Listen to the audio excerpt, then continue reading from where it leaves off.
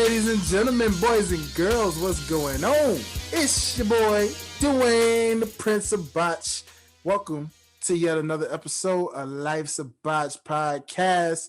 And, well, you already know today is a very, very dope day. It's a dope month, ladies and gentlemen. It is Black History Month. And Yes, you know sir. what that means. It's Black History Month, which means we gonna cover each episode. I'm gonna bring a guest on for you guys where I'm gonna do a little something different. In honor of Black History Month, I'm gonna bring on a different type of guest or personal friend of mine's that basically we're gonna talk about a significant Black historic wrestler that has impacted them individually. And basically, just to get y'all views on touching on celebrating Black wrestlers, past, present, future, all that good stuff. Because just needs to be done, man. I mean, shout out to the WWE, but sometimes it just kind of show the same old wrestlers, you know what I mean? And so sometimes it's like other wrestlers that don't get talked about or covered as much. So on this first series, I got my man, my oos, my homie, my ultimate tag team partner, as you know him, you love him. He's your favorite neighborhood bad guy slash heel. You already know, devilish grin and all. My boy, the one, the only, Josh Gresham from Gresh Unleashed. And of course, you already know him as your residential gamer, also known as Josh. What's going on, man? How you doing? The boys are back. No, I ain't finna steal deadlock shit. What's going on with you? What is going on? What What's is going going on, on, Oos? What's man? going on? Oos, You glad to know, have you back, my no. friend. Gresh Unleashed may be on a hiatus briefly, but I always love to come on and kick it with my boy. Cause For sure, why for not? sure. Why not? Why not? You know what I Why mean? not? They love this collab, so we got to give it to them yet again. You know what I mean? And it was only appropriate to bring you on for the first episode of this series. You know what I'm saying? So, Yes, sir. week number 1 of Black History Month in wrestling. Uh, we're gonna interview and have a sit down with my Oos here. Yes, So, sir. Oos, this is about you today more so than wrestling. We just tying some wrestling into this. So, Yes, sir. Mr. Gresham, sir, talk to us, man. Who is Why you sound who like is Biggie? well, yeah. Hey, it's that Big E effect. Mr. Gresham, sir, tell us who is your influence. Who is your special influence? What Black wrestler or Black wrestlers, if it's more than one, what Black wrestlers have impacted you personally in, whether it's your lifestyle and how you carry yourself today, or more so just as a fan of wrestling? What Black wrestler influenced and impacted you growing up? Honestly, I probably had two who kind of influenced certain parts of my life because as Mm-hmm. we reach that middle, like if you're in your late 20s, because I'm reaching the late 20s stage, Mm-hmm. you kind of are in that transition to where, okay, some people have affected you at a younger age, some people affected you now. Mm-hmm. So growing up, I'll always be looking at guys like The Rock, like guy, Mm-hmm. because a lot of people they be like, oh, he's Samoan, he's half Samoan, FYI, but he's mainly black. His dad is black. Rest in peace, Soul Man.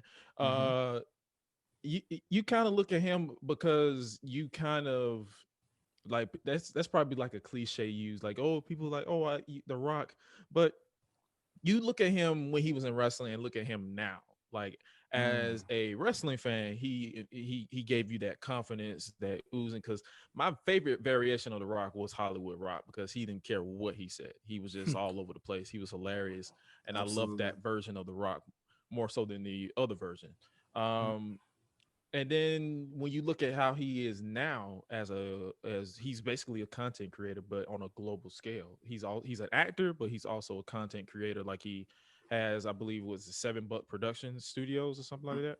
So he's tying his that company to multiple successful off projects like the Jumanji reboot and all that stuff. So it's like, yo, and I believe they recently bought the XFL. So he's basically, and he just released his own wine. So he's a various, he is successful in that. So you kind of look at guys like him as, okay, that's someone you aspire to be like, not exactly like flow for flow, bar for bar. Shout out Soldier Boy, but someone you want to be like, okay, this is the grind that you want to be on, because that man be up at like 2 or 3 o'clock in the morning grinding, and then Yes. he'll go to sleep at midnight the next night. So it's like he probably get Mhm. like 4 hours of sleep because he got to be a content creator, an actor, a father, a husband, and then doing it all over again. And Yes. that's some, and he even gets in his workout routine, and I do so myself. So you'll see me working out like maybe 2 or 3 o'clock in the morning, because that's who I am Mhm. and that's who I became. But also someone who I also look back to aspire to be like was Ron Simmons. Ron Simmons, Mm. before Great. he was obligated to just saying "damn" Yes, on I love it. WWE, former the first ever African American WCW heavyweight champion, Mhm. and former former tag team wrestler. Rest in peace to Butch Reed. He was his former tag team partner. He just died the time of this recording due to heart failure. So he's another black man that was a success, but also a forgotten success in history. But Ron Yes. Simmons, um, he he was that guy that you be like, okay, I can do that one day. So Mhm. it's like those two, the Ron Simmons and the Rock, Dwayne Johnson. For those who Mhm. don't know who the Rock is, I don't know why you wouldn't, but those two are ones I can consider myself as, okay, I aspire to be like in my everyday life, Mhm. and honestly being a content creator, and just really push the limits, because it's only so far that you being a black content creator or a black person in life, in society, that you can go. So it's like, okay, let's see how far I can push this needle and how far I can push this boundary. And looking up to guys like Dwayne Johnson and Ron Simmons, you like, okay, let's get it. Because if they Agree. can do it, I can do it. Oh yeah, yeah. I love both of those choices. As you mentioned with The Rock, that's for obvious reasons. Generally, that's an answer. Uh, audience going forth for the rest of the series. That's definitely an answer you're probably going to hear most commonly because it's kind of a no brainer, especially for our generation. Because again, that's right around our generation of catching The Rock for sure. Yeah. So it's kind of like the LeBron James effect, when people in this era of LeBron James grew up with him. Obviously he's going to be their favorite basketball player of all time, much like the Michael Like, Jordan heads who and like grew up in his era. Kobe and all these people. Kobe, So yeah, exactly. So for The Rock, he is kind of like our LeBron James, Kobe, and Michael Jordan rolled into one in a way. As of now, he's kind of our modern day version of that in pro wrestling. yeah. Because of all the other ventures like LeBron that he's done and continues to do. So I love those choices. Now Ron Simmons is definitely one. I love that you gave that answer because a lot of people I don't think have A brought lot of him up people enough. have shafted him into that box that the WWE has for the past decade. Hmm. All he do is show up and comedically says "damn" to Hmm. whatever random skit that they give you. But a lot of Yes. people don't really know, that to go back in history, that he was a wrestler around a time where people of color weren't really Hmm. accepted in that, as a top guy. Yes. You Come didn't on, really man. see guys being put on the top until late 90s, early 2000s. You didn't really see that. So when you Hmm. saw someone like a Ron Simmons push to the top, and Hmm. he held the WCW World Heavyweight Championship, you're like, damn, that's like, pun intended, damn, but that's good, Yes. because you see him with his work ethic, and if you really follow his, because he was obligated as a tag team, because they put him in they always put us in a tag team to kind of just say, okay, you're a good hand, that's it. But the flip the switch and to put him as the top guy, as the Mm-hmm. world champion, the face of the company for the time, even though the company was slowly dying. You got to put that out there. But to see him, the workhorse, and the Yes. ability to him to go to the top of the mountain Yes. at least once in his career before he was obligated to the WWE with their shenanigans, Mm-hmm. you like, okay, I can't help but appreciate that. That's the first name that came to my mind when you asked this question. I'm like, Mm-hmm. outside of the Rock, Ron Simmons, because he actually made it to the top, Yes. and that's what the and and it's so many guys that you can put out there. You can put out Ron the Truth Killings, our Truth, Mm-hmm. because he former NWA World Heavyweight Champion. It's so many Mm-hmm. guys that made it to the top that you aspire to be, and you can aspire to be like. And once you really break the shell that has been placed around them, Yes. you can really dig into the source and the core and the surface of what is really there. So Mm-hmm. I got to put Ron Simmons up there Oh as yeah. one of my top guys. Absolutely. And again, phenomenal answer for sure. So I guess what I'll take the rest of this is I will ask you this question now. Given the evolution, what how do you feel the evolution of today's black wrestler has evolved since the days of Ron Simmons and The Rock and all of those who have kind of paved way for a community, a new community of black female and male wrestlers all across. What would you say is the evolution of the black wrestler today? I think the evolution of it now is the fact that we no longer take BS. And the reason why I Mm, say it like that is because even though those in charge, even those in charge, the actions of those in charge, they haven't really changed much. mm-hmm, So sometimes they'll put the black guy on the top or the black woman on top because it's a trend. mm-hmm, Because and people who know me, I may be controversial with this, but they didn't really have a heap of black champions in the WWE until Black Lives Matter became a global phenomenon once again during 2020. You didn't really see a Keith Lee. You didn't really see a Sasha Banks. You didn't really see a who else is on top? Bobby Lashley as as a champion. You had Run our Truth as the 24/7 champion, but they were laughing at it. They yeah, weren't. It wasn't a respectful thing. But then yeah, when you saw us actually take back control of what we do, I'm not even talking short term as 2020. I'm talking about back to 2017, mm-hmm, 2016, 2015. You didn't really start seeing us on top until we took back that control. It's like, okay, yo, we're great as everyone, if not better. So it changed for the better now because we decided to stop taking it just taking it in the butt, taking it on the hand like you're a mm-hmm, good hand. No. I'm the best. I'm the greatest. I can be who you ever want to be. We could turn pages and you can ride my nuts later. But mm-hmm, I'm gonna be the top guy and I'm gonna be the best that I can be because names that come to mind that has changed the game is the likes of Big Swole, Chris Bay. mm-hmm, For those who don't really, this is outside of WWE. mm-hmm, Got you got so much black excellence taking charge. You got the Hurt Business. mm-hmm. MVP was came back for a one off and he turned 2020 into his best year in my opinion. So Come on, man. it's like and that's because he rejuvenated three talents that weren't really going anywhere. You had Yeah. Bobby. He started off with Bobby Lashley, then he brought in Shelton Benjamin, and then he brought in Cedric Alexander. And look Mm-hmm, at them all, dripped in gold.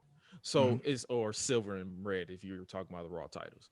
But my point is, it's like you didn't really see a lot. Like you didn't really see a lot of black excellence until we took that narrative back. We like, mm-hmm, yo, and this is not black privilege. This is facts. We mm-hmm, are they are taking it back. They make guys like me. I'm 26. I'm like, okay. They have me moments where I'm like, okay, I want to get in there and take a bump mm-hmm, and become a champ if I want to. I got mm-hmm. I got the cardio. I got the physical appearance. There you go. If I want to, I'll do it. Mm-hmm. But I'm being realistic. I'm probably not. But anyway, but it's like stuff like that makes you appreciate. Yes, that the fact that all this is possible. So I totally yes, agree. black people, people of color have take charge in the business. Mm. I totally have to agree with you there. And I mean, even though we went outside of WWE, the most recent memory for sure is to see Bianca Belair Oh yeah, winning the most Royal definitely. How Rumble, could I forget making, Bianca Belair? making history, right? At such a young age. A woman She who she didn't is even the first black woman, second black Royal Rumble winner. The Rock is the 1st. mhm, the first, indeed. And I mean, even with that, it's in the books, but as we saw, they kind of tried to write that off a little bit, Oh yeah, they with the tried. They rock, tried to like, oh, her both her feet hit the floor, yeah. this, that, and third. I'm like, you just don't And want to see even with black the people rock, win. even with the rock, Even right? with the It Rock was did botch that a little he bit did, because he he was supposed did, to hold his feet in, but it's like no, yeah. yeah. But record books show Bianca Belair won the Royal Rumble. Hmm. The As the Rock won the Royal Rumble. exactly, and Stay just mad. to see that right is a beautiful thing because again, with like you said, with the typical prototypical mold, Bianca Belair doesn't look like Charlotte, No, doesn't look like Tori Wilson, Trish Stratus, or the typical ones that you saw that were pretty much the face of Kelly Kelly. All of those eras of WWE where you pushed that yeah. top woman, and as you mentioned, even the Sasha Banks who currently sits on top. Because if you Um, look at Sasha Banks's track record, mhm, she hasn't really had that many successful runs. This is her most successful run mhm. on top as a women's champion. And that's not really saying much when her last few reigns ended in less than a month Less or than a a few month, weeks. exactly.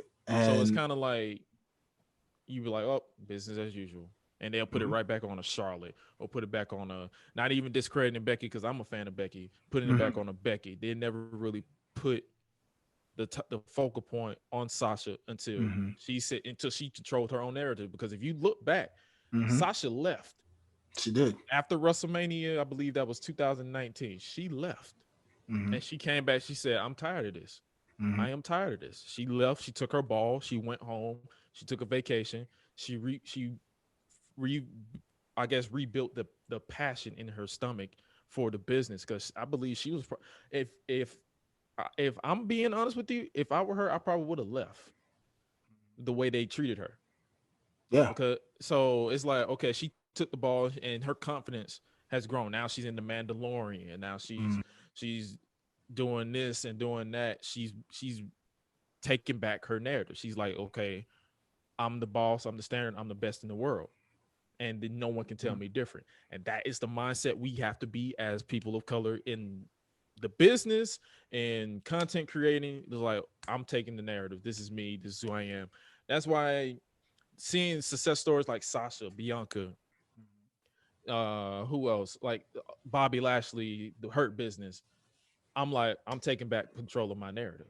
And Yes. anyone trying to discredit that or try to say, "Oh, you're a fool for that," I will be a happy fool in control of my narrative while you continue to stay there, sitting over there at your computer, staying mad. That's just me. And that was my mindset in 2020 when this pandemic hit, and then 2021 it's been turned up a whole nother level, and there's nothing else anyone could do about it. Come on, man.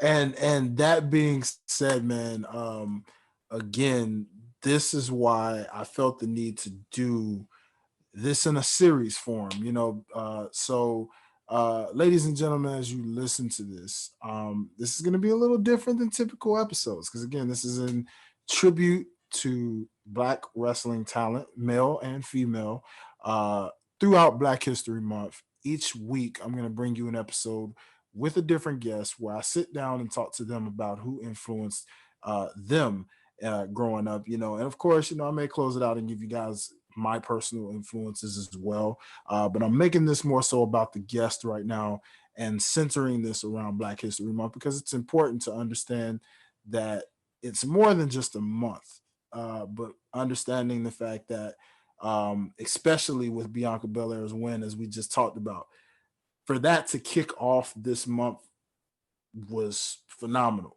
Thank you, Queen. That was a great way to start off, knowing, okay, we got a black woman not only winning the Royal Rumble and being the first black woman to do this, but also she's going to WrestleMania and Now go all the way WWE because you got two nights. You got two nights this year. Again, 2 nights Sasha Banks versus Bianca Belair in the main event. In the main event on night main one or event, night two, whichever one, take your pick. Either way, you're gonna make history. making a Two main. women Yes. in the main event, one on one. Yeah, they had a women's triple threat main event. I'm Mm-hmm. talking about one on one. Sasha Banks versus Bianca Belair in the main event for the women's Mm-hmm. championship. Make it happen. I totally agree. That definitely should be, because again, for a woman at this point, you would love to see Bianca win the championship, of course. You know, obviously with Sasha being champ, you want her to hold on to it as long as possible, to do her justice. But if she were to drop it to anyone right now, It's Bianca. definitely Bianca, because Bianca has, much like Sasha, the same type of star quality. It's a good way to put her over and catapult her to that next level. But even at this point, if she were to fall for any reason, she's already shown she does not need to win the title already at this moment. Yeah, if Bianca was to take the pin at WrestleMania, it would not hurt her credibility whatsoever Mm-hmm. Agreed. because she's already made history. First woman to win, first woman, black woman to win the Royal Rumble match, first Mm-hmm. black woman, co-black woman, along with Mm-hmm. Sasha, to main event of WrestleMania. Like the promos alone Mm-hmm. will be golden Oh yeah. because they don't put trust in Sasha to the point where she can go by bullet points and not be scripted. And I'm Mm-hmm. pretty sure Sasha can be at the point where she can help Bianca as well.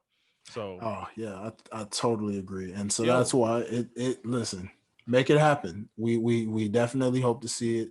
But Josh, man, listen, this was exactly why I had to make you the first guest on this thing, because at the end of the day, again, this is in celebration of our black brothers and sisters in pro wrestling, past, present, and future, because it had to start somewhere, and we're looking at where it's headed now and where it continues to roll, and everything's heading in the right direction. And so again, especially in a business where, I gotta let you guys know, if you don't already know, backstage politics for African American wrestlers are definitely there, have been there. I've heard some stories that I will not share with you guys because they were definitely shared for me on a personal level with talent that I'm going to keep between me and that talent. But I just want to say, with the stuff that I've been told and what I've learned and doing my research and history, black wrestlers, even to this day, still they struggle with still some got of that. those politics. Yeah, they still got that And politics. Yeah. they are slowly but surely breaking down a lot of those barriers, and they continually do it. And as you said, they are changing the narrative, they are taking it, and they are making it their own. So again, this is definitely going to be a regular thing, so tune in for the next couple weeks. We're going to have more guests coming on, and I'm going to talk with them, and we're going to talk about their influence and who personally influenced them. Because again, there's a lot of wrestlers to choose from. We were just bringing up literally who Josh was influenced by. So there's so many. You probably say, well, what about this guy or what about this girl? Don't worry. There's so many to choose from. Trust me. Other guests will give their intake, and believe me, on the final episode of this series, if there's anyone that does not get mentioned, I guarantee you guys personally, I will definitely show salutes and tributes to them myself for sure. Okay. Right now, again, this episode in particular is about Ron Simmons and of course The Rock, who again you will probably hear on a regular throughout this entire series. Nonetheless, make sure you guys are subscribing to us. Shout out to those of you who have subscribed on YouTube. Shout out to those of you guys who have subscribed on OTS, guys. If you didn't know, there's two ways you can subscribe to the Life's a Botch podcast. The most direct way to do it, just go on to on the sidelines on YouTube. That is OTS, the media production company who pretty much allows Life's a Botch to live and give you guys the content it gives you guys. So basically, if you find them on YouTube, you will see the Life's a Botch podcast YouTube, where you can also go over there, click on that content as well. We're working on rebranding it a little bit more for you guys pretty soon. So again, make sure if you're on Apple Podcasts, make sure you leave a review, 5-star review. Make sure you definitely hit that subscription button, because the more subscriptions we get, the more this podcast continues to rank amongst wrestling podcasts. So shout out to you guys if you have already been doing that.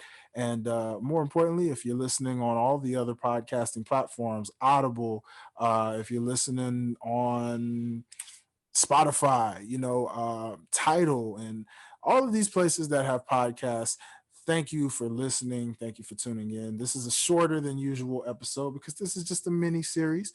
As you guys know, I like to bring guests and wrestling talent on. We're still working on some extra talent coming to you guys soon. But in the meantime, got to keep you guys with some content just so y'all know that your boy ain't been away. Your boy been working, but he ain't going nowhere. All right. Life's a Botch podcast is here to stay, and it will continually bring you guys content, even with the questionable product that's out there on the floor. And to this day, your boy just got to Yeah. get a little creative with it. That's all. We just gonna get a Yeah. little creative with it.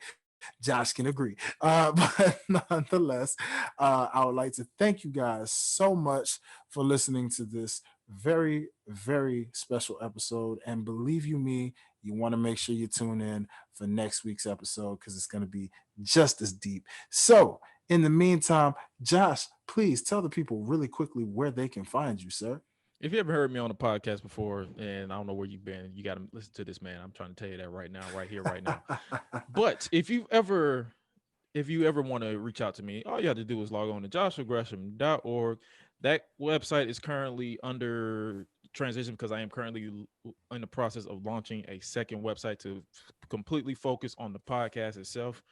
But in the meantime, if you want to find everything about Gresh Unleashed, because modern wrestling has not been my cup of tea lately, so it's been on a brief little hiatus. It'll probably be back sometime after, probably during the summer, maybe, or WrestleMania. Who knows? Still be Mhm. to be TBD. But if you want to follow me specifically on social media at Josh Gresham ORG, that's on Twitter and Instagram, you can do so, and those links are all at that exact website, joshuagresham.org. And if you want to subscribe to me on YouTube, youtube.com/Gresh Digital Media, or just simply search Gresh and my name will pop up just like that. In an instant, ladies and gentlemen. So you already know. Again, thank you guys oh so much. Shout out to OTS and OTS guys for always bringing us the platform right here on the Life's a Bosch podcast to bring you guys great content. So yet again, until the next time, y'all already know it's your boy Dwayne, the Prince of Botch. I am signing out. That's my boy Josh Gresham. Too sweet for him one time for the Love you, people on the Derek. video. Thanks for You thanks for already thanks know. for life. Thanks for life Botch. Love you, Derek. You Yeah, know, happy you happy already know. birthday. Shout out to Derek. Happy birthday. Ladies and gentlemen, until next week's episode, speaking of Derek, you guys will actually, I'm just going to give you a little preview. You guys will actually see the creator of OTS come right here on this episode for next week as our guest to talk about his influences in black wrestlers and wrestling. So, ladies and gentlemen, make sure you tune in for next week's episode. And until next time, we are signing out. Too sweet. Peace.